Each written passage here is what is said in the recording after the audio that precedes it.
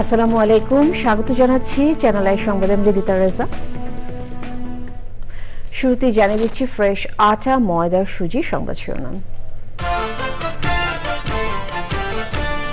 31শে December July ঘোষণাপত্রের মাধ্যমে ৭২-এর মুজিববাদী সংবিধান বাতিলের ঘোষণা, আওয়ামী লীগকে অপ্রাসঙ্গিক করার হুঁশিয়ারি।